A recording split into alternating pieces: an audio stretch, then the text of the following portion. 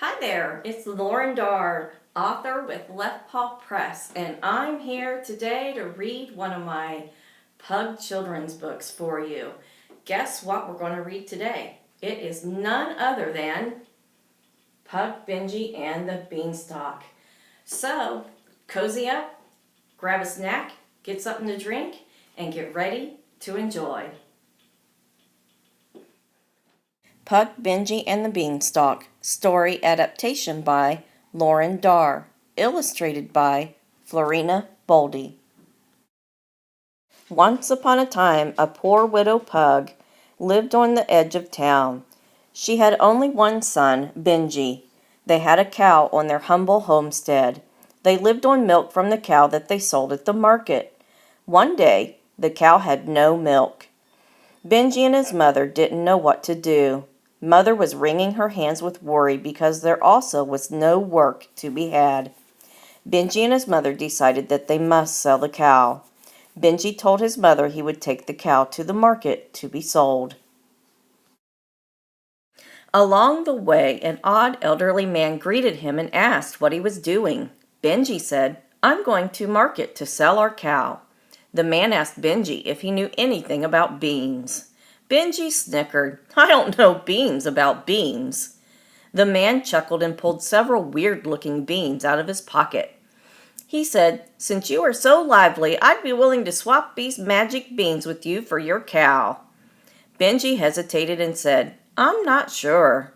The man explained that if Benji planted the beans overnight, there would be a beanstalk that would stretch way up into the sky by morning.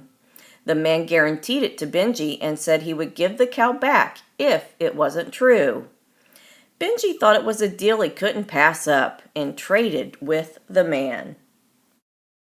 When he got back home, his mother was shocked to find out that Benji had not sold the cow, but traded it for a handful of beans. She couldn't believe it and made him go straight to bed. His mother threw the beans out the window in disgust. When Benji woke up, he noticed his room had strange shadows. Even though it was sunny, parts of his room were shady. He jumped out of bed to look out his window and was amazed at what he saw.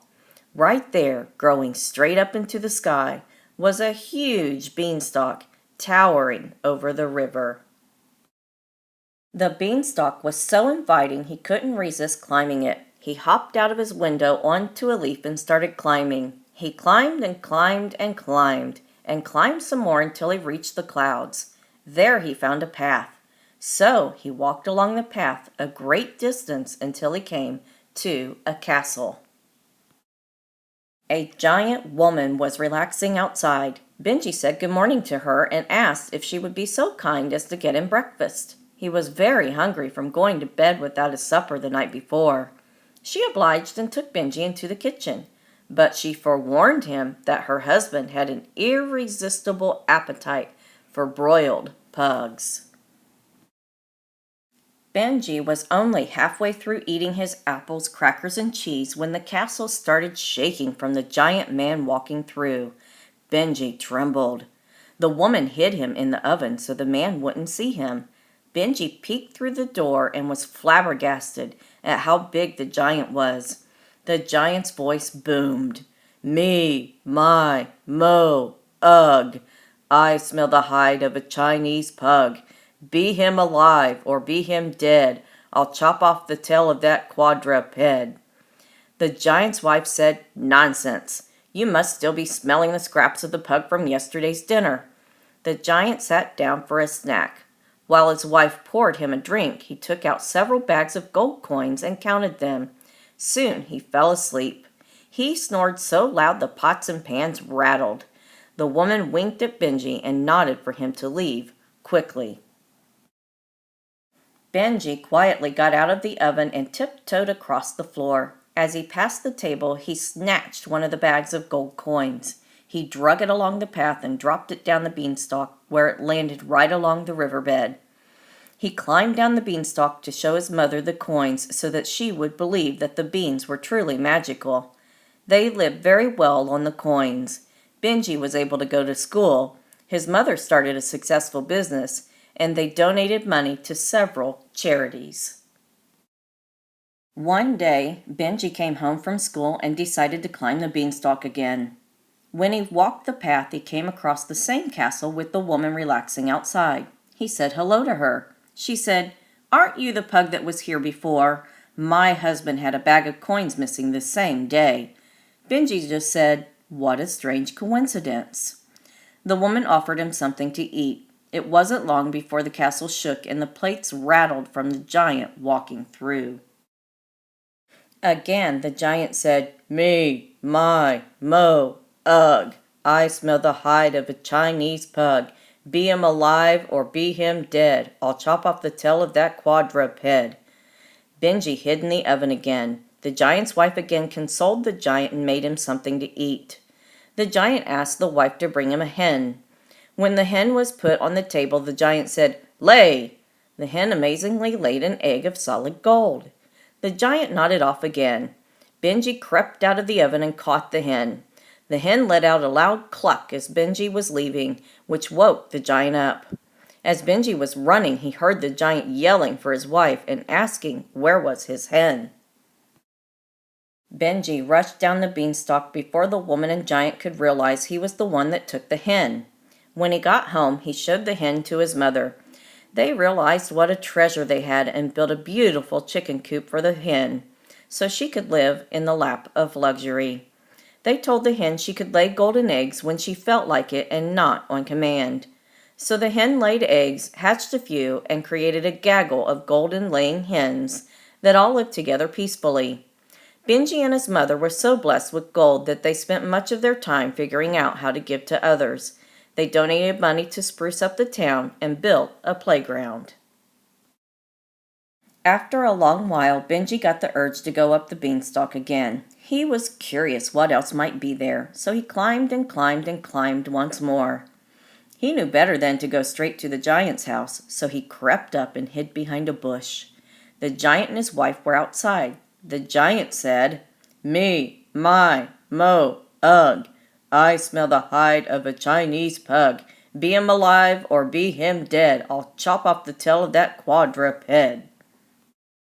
The woman said, "If it's that thief, he's probably in the oven." They ran inside to the oven, but Benji wasn't there. The woman told the giant he must be mistaken because he must be smelling the pug that she had broiled for him the night before. The giant sat down to have another snack, but kept getting up to check the cabinets. Since he didn't find the pug, he was disgusted and asked his wife to bring the golden harp. The giant boomed, "Sing!" The harp sang the most harmonious piece of music that made the giant fall immediately to sleep. His snoring was as loud as a thunderstorm. Benji snuck out from behind the bush and into the kitchen. He dashed toward the golden harp and took it. The harp cried, "Master, master!" and woke the giant up. Benji ran as fast as he could with the giant chasing after him. Benji dodged the giant several times. Otherwise, he would have been caught. When Benji got to the beanstalk, he leapt down onto one of the leaves and started climbing down. The giant was confused because Benji disappeared, but soon realized what Benji had done. Even though the giant was afraid of heights, he put a foot out and decided to climb. The beanstalk was shaking as if it were caught in a whirlwind. By this time, Benji had climbed almost all the way down the beanstalk and started yelling for his mother to bring him an axe. His mother came out and was shocked to see the foot of the big giant hanging from the clouds. She brought an axe. Benji started chopping at the beanstalk. The giant got scared and climbed back up into the clouds. The beanstalk came crashing down. When the dust settled, Benji's mother demanded an explanation. Benji explained everything. He said that he was sorry and promised his mother that he would finish school and become an upstanding member of society. He made an oath that he would live a life of appreciation and service. Benji's mother accepted his apology. The wood and leaves from the beanstalk were hauled away and used to build a new town hall. The harp was put in a conservatory trust so that everyone could enjoy its beautiful music. She was so happy she played all the time. People came from all around the world to see her. Benji did as he promised. He finished school and became a model citizen. He and his mother lived a life happily ever after. Pug Benji and the Beanstalk, and all of the Pug Fairy Tale series books by Laurren Darr are available at online book retailers like Amazon.com.